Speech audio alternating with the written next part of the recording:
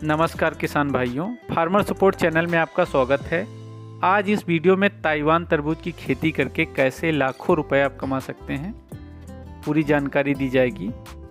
कई सालों का आपको एक्सपीरियंस साझा किया जाएगा, क्योंकि कई बार जैसे आप पहली बार कोई खेती कर रहे हैं तो उसमें क्या समस्याएं आती हैं, उसके कंट्रोल के लिए क्या किया जा सकता है, वो जानकारी ना होने की वजह से कई बार नुकसान हो जाता है। जब तक आप जानकारी इकट्ठा करते हैं तब तक वो समस्या बढ़ चुकी होती है और आपका नुकसान हो जाता है। तो ताइवान तरबूज की खेती का जो उचित समय होता है जनवरी और फरवरी माह होता है। अगर आप पछेती में करना चाहते हैं तो मार्च में भी आप इसकी खेती कर सकते हैं। ताइवान तरबूज की कई फेमस किस्में हैं जिनकी मार्केट वैल्यू बहुत ज़्यादा रहती है और इनकी हमेशा डिमांड बनी रहती है। अन्य किस्मों की अपेक्षा इनका उत्पादन भी ज़्यादा रहता है और मार्केट में इसका अच्छा रेट मिलता है। इसकी कई फेमस किस्में हैं, सरस्वती, जन्नत, मन्नत, जो कि हाई यील्डिंग वैरायटियाँ हैं। 25 से 30 टन प्रति एकड़ के हिसाब से आप इनका उत्पादन ले सकते हैं और अच्छा मुनाफा कमा सकते हैं। इसकी 3 अन्य किस्में हैं, आरोही, अनमोल, विशाला। विशाला जो किस्म है ये बाहर से आपको देखने में पीले कलर की बहुत ही खूबसूरत होता है, अंदर से इसका गूदा बिल्कुल लाल कलर का निकलता है। इसकी मार्केट वैल्यू बहुत ही ज़्यादा रहती है। ये जो तीनों किस्में हैं इनके बड़े बड़े मॉल्स में बहुत ही ज़्यादा डिमांड इनकी रहती है। और ये जो इसमें की एक अनमोल वैरायटी है, इसका जो फ्लेवर होता है वो अनानास फ्लेवर में होता है, पीला कलर का गूदा निकलता है। आरोही का भी पीले ही कलर का होता है। इनकी बीज दर जो होती है 1 एकड़ के लिए 200 से 250 ग्राम पर्याप्त होती है। इनका मार्केट मूल्य जो बीज का होता है 70 से 80 हज़ार रुपये प्रति केजी के हिसाब से उपलब्ध हो जाता है। खेत की तैयारी कैसे करते हैं? देखिए, ज़्यादा उत्पादन लेने के लिए खेत की तैयारी के समय से ही आपको विशेष ध्यान देना पड़ता है। खेत की गहरी जुताइयाँ करने के बाद में रोटावेटर के माध्यम से आप मिट्टी को बारीक बना लें, जिससे बेड बनाने में कोई समस्या न होने पाए। बेसल डोज में सबसे पहले जो हमें लेना है 10 से 12 टन गोबर की बिल्कुल सड़ी हुई खाद लेना है। नीम की खली आप 500 केजी तक की इस्तेमाल कर सकते हैं। नीम की खली जो होती है एक तरह से ऑर्गेनिक इंसेक्टिसाइड का काम करती है, एंटीबायोटिक का भी काम करती है जो मिट्टी में समस्याएं होती हैं, और इसके अलावा ये ऑर्गेनिक खाद का भी काम करती है। डीएपी आपको लेना है 80 से 100 केजी, पोटास 40 केजी इस्तेमाल करना है, माइक्रो न्यूट्रिएंट 20 केजी लेना है, कैल्शियम नाइट्रेट 10 से 15 केजी, सल्फर बेंटोनाइट 5 से 10 केजी। माइकोराइजा जो कि जड़ों के विकास में बहुत ही अच्छा इसका रोल होता है, फर्टिलाइज़र को अपटेक करने में काम करता है। 5 केजी आपको प्रति एकड़ के हिसाब से इस्तेमाल करना है। रीजेंट इंसेक्टिसाइड 0.3% 8 केजी आपको लेना है, जो मिट्टी में आपकी दीमक है या फिर अन्य जो आपकी मिट्टी में कीट होते हैं उसके लिए। सभी पोषक तत्वों को आखिरी जुताई के समय खेत में दिया जाता है। बेड की तैयारी करते समय बेड की जो दूरी रखी जाती है वो निर्धारित की जाती है कि आप सिंचाई कैसे करना चाहते हैं। अगर आप सिंचाई नालियों से करना चाहते हैं तो जो बेड से बेड की दूरी रखी जाती है वो 8 से 9 फीट रखी जाती है, और जो उसमें बेड के ऊपर जो आप पौधा लगाते हैं पौधे से पौधे की दूरी 1.5 से 2 फीट रखते हैं। और यदि आप ड्रिप के माध्यम से सिंचाई करना चाहते हैं तो जो बेड से बेड की दूरी रखी जाती है वो 5 से 6 फीट रखी जाती है, लेकिन पौधे से पौधे की दूरी उसमें भी 1.5 से 2 फीट ही रखते हैं। बेड के ऊपर जो मल्चिंग इस्तेमाल किया जाता है वो 20 से 25 माइक्रोन की आप प्रयोग कर सकते हैं, जो कि इसके लिए पर्याप्त होता है। बुआई का तरीका कैसे करते हैं? एक तो आप सीधे बीज की बुआई आप कर सकते हैं। दूसरा, आप प्रो ट्रे में पौध को पहले नर्सरी में तैयार करने के बाद में बेड के ऊपर आप ट्रांसप्लांट कर सकते हैं।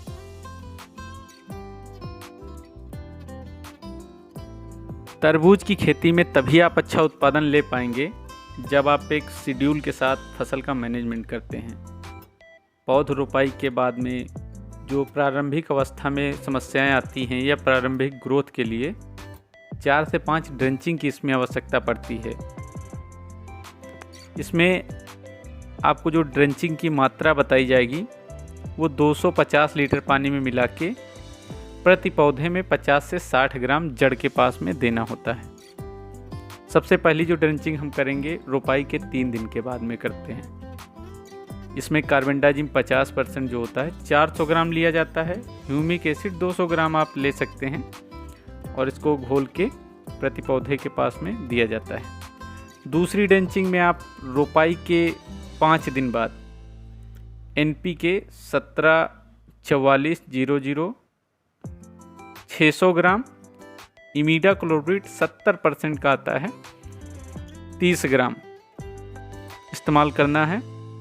जो तीसरी ड्रेंचिंग करते हैं वो रोपाई के 8 दिन बाद NPK 12680 500 ग्राम, NPK 18-18-18 1 kg। फिर बाद में हम चौथी ड्रेंचिंग रोपाई के 10 दिन बाद करते हैं। इसमें humic acid 200 gram, Tata Rallis gold mycorrhiza base पे होता है 200 ग्राम। जड़ों के विकास में बहुत अच्छा ये काम करता है, इसको इस्तेमाल करना है आपको। और जो 5वीं और आखिरी ड्रेंचिंग रोपाई के 12वें दिन किया जाता है। इसमें बाइलेडामाइसिन एंटीबायोटिक होता है 3%, 400 मिलीलीटर इस्तेमाल करना है आप। अब जानते हैं ड्रिप फर्टिगेशन शेड्यूल। ये जो ड्रिप शेड्यूल आपको बताया जा रहा है इसका पहले कई सालों से इस्तेमाल किया जा रहा है, बहुत ही अच्छे इसके रिजल्ट हैं। इस फर्टिगेशन का आप इस्तेमाल करके 1 एकड़ से 25 से 30 टन प्रति एकड़ उत्पादन ले सकते हैं। तरबूज में बहुत ही अच्छा इसका रिजल्ट है। जो पहला हम फर्टिगेशन स्टार्ट करते हैं, जो हमारी पहली ट्रांसप्लांटिंग की अवस्था होती है, रूट डेवलपमेंट की, पौधा स्टेबलिश होता है 3 से 9 दिन की अवस्था। इसमें हमें NPK 19-19 4.5 kg कुल मात्रा लेनी प्रति एकड़ के हिसाब से और 1 दिन में 1.5 kg देना है और 3-3 दिन के अंतराल पे इसको रिपीट करना है। दूसरी जो अवस्था होती है पौधे के वेजिटेटिव ग्रोथ की, जिसमें से नई शाखाएं फूटती हैं और ग्रोथ होती है, ये 10 से 30 दिन की अवस्था होती है। इसमें NPK 19-19 की मात्रा 20 kg प्रति एकड़ रहेगी, यूरिया 40 kg प्रति एकड़ रहेगी, कैल्शियम नाइट्रेट 15 kg प्रति एकड़। NPK 19-19 एक बार में 2 kg ड्रिप में छोड़ेंगे, फिर उसके दूसरे दिन यूरिया 4 kg ड्रिप में छोड़ेंगे। इन दोनों को 1-1 दिन के अंतराल पे दिया जाएगा और कैल्शियम नाइट्रेट को हफ्ते में 2 दिन, 1 दिन में 2.5 kg ड्रिप में दिया जाएगा। जो अगली हमारी अवस्था होती है, फ्लावरिंग की अवस्था होती है, ये 27 से 35 दिन की अवस्था होती है। इसमें 12-61-00 का इस्तेमाल करते हैं। कुल मात्रा इसकी 20 kg प्रति एकड़ लेते हैं। एक बार में 5 kg ड्रिप में इसको छोड़ते हैं। और दूसरा जो है 0-52-34 10 kg कुल मात्रा रहती है, इसको एक बार में 2.5 kg छोड़ते हैं। इन दोनों को 1-1 दिन इसको छोड़ते हैं। दूसरी जो हमारी अवस्था होती है फल के विकास की प्रारंभिक अवस्था होती है 35 से 45 दिन की। इसमें 13-40-13 का हमें इस्तेमाल करना है, जिसकी कुल मात्रा 18 kg रहेगी। इसको 1-1 दिन के अंतराल पे 6 kg ड्रिप में छोड़ना है। फिर दूसरी जो हमारी अवस्था होती है फल के विकास की द्वितीय अवस्था, फाइनल स्टेज कहते हैं इसको, 45 से 65 दिन की अवस्था होती है। यहाँ पे हमें 13-40-13-12 kg लेना है, जिसको 1 वीक में 3 kg एक बार में इस्तेमाल करना है। और दूसरा जो हमारा रहेगा 00-50-60 kg रहेगा और यूरिया 20 kg रहेगा। 00-50 1 दिन में 3 kg ड्रिप में देना और उसके साथ में 1 kg यूरिया पर डे इस्तेमाल करना है। अब बात करते हैं तरबूज में आने वाले प्रमुख कीट। सबसे प्रमुख जो इसमें कीट लगता है वो फल मक्खी होगा। फल मक्खी फल के ऊपर जाके बैठता है और अपने डंक के माध्यम से फल के ऊपर ही अंडा इंजेक्ट करता है, जहाँ पे हमारा फल का साइज जो होता है वो टेढ़ा मेढ़ा हो जाता है और बाद में वो जो है सड़ने लगता है, जिससे काफ़ी नुकसान देखने को मिलता है। और दूसरी जो समस्या होती है इल्ली की समस्या होती है। थ्रिप्स का भी इसमें अटैक होता है, एफिड का अटैक होता है, वाइट फ्लाई होता है, जैसिड होता है। इसके अलावा कुछ बीमारियां भी इसमें लगती हैं, जो पौधगलन सबसे प्रमुख बीमारी होती है, नर्सरी से ही स्टार्ट हो जाती है। बाद में ट्रांसप्लांट करते हैं वहाँ भी समस्या होती है। इसमें ह्यूमिडिटी अधिक होने की वजह से ऐसी समस्या होती है।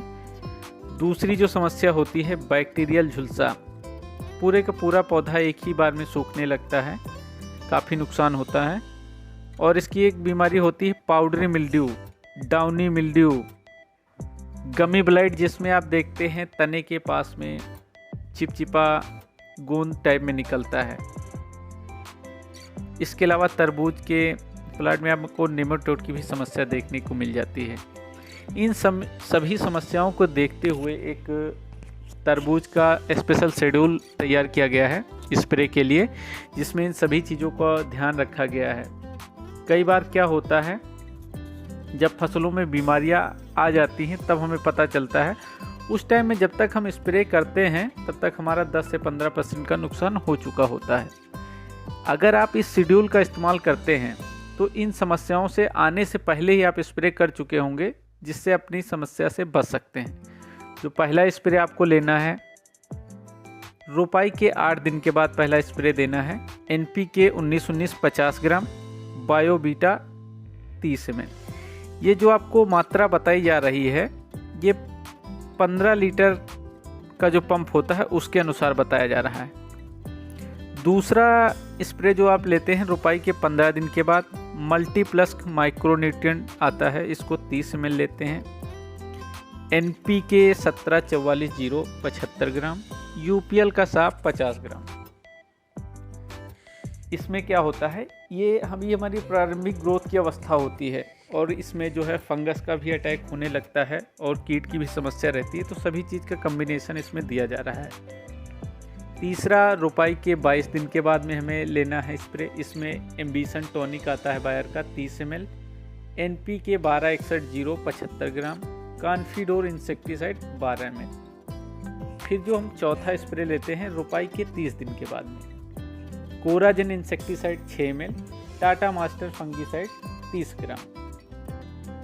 फिर जो अगला हम 5वां स्प्रे लेते हैं रोपाई के 35 दिन के बाद में, सोलोमन इंसेक्टिसाइड, जो कि फल मक्खी की समस्या इस टाइम पे स्टार्ट होती है, उसके लिए बहुत ही बेस्ट ये इंसेक्टिसाइड है। 12 ml लेना है। टाटा बहार फलों की संख्या को बढ़ाता है और उसको फल में कन्वर्ट करता है, बहुत ही अच्छा रिजल्ट है इसका। 30 ml लेना है और इसका स्प्रे करना है। छठा स्प्रे रोपाई के 40 दिन बाद करना है। Calcium nitrate 40 gram, magnesium sulphate 40 gram, boron 20% 25 gram लेना है। सातवां स्प्रे रोपाई के 45 दिन बाद, Acrobat fungicide 15 gram, Regent 5% SC 30 ml, Oberon insecticide 5 ml का स्प्रे करना है। जो हमारा अगला स्प्रे रहेगा 8वां स्प्रे रोपाई के 50 दिन के बाद में, क्वांटिस टॉनिक 30 ml लेना है। मल्टीप्लस महाफल 30 ml का स्प्रे करना है। 9वां स्प्रे जो हम लेते हैं रोपाई के 55 दिन की अवस्था पे करना है, जहाँ पे फंगस की ज़्यादा समस्या होना स्टार्ट हो जाती है और उस टाइम पे थ्रिप्स का भी अटैक देखने को मिलता है और इल्ली की भी समस्या रहती है। तो इसमें कैब्रियोटा फंगीसाइड 30 ग्राम लेना है। बेल्ट एक्सपर्ट इंसेक्टिसाइड बहुत ही बेस्ट इंसेक्टिसाइड है, 7 ml इसका इस्तेमाल करना है आपको। 10वां स्प्रे रोपाई के 65 दिन बाद, जहाँ पे फल के साइज को इम्प्रूव किया जाता है, होसी टॉनिक 30 ml, बोरान 20% का इस्तेमाल करना है 30 ग्राम। ऐसी ही जानकारी के लिए हमारे चैनल को लाइक करें, सब्सक्राइब करें और शेयर करें। धन्यवाद।